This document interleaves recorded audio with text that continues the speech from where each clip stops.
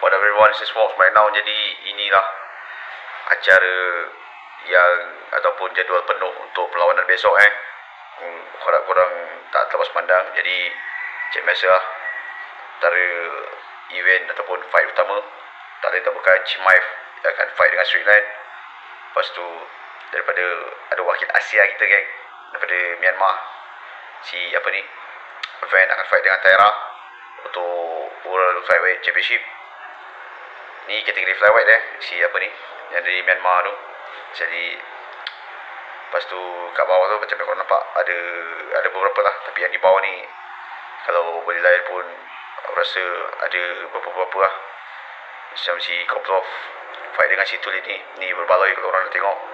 Si Carpenter fight dengan Ochoa ni pun berbaloi juga. Yang lain tu boleh lah kalau setakat nak layan, boleh je kalau orang nak tengok. Tapi main eventnya macam biasa, Chimaev Strickland dengan si Van dengan Taira daripada Jepun ni.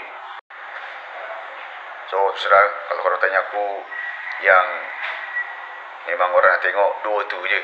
Yang bawah tu biasa-biasa je. Ini pendapat aku lah. Kalau korang mungkin ada pendapat lain, boleh drop kat komen. So tu je untuk video hari ni. This is Fox right now. Korang rasa korang nak tengok fight siapa? Komen sikit.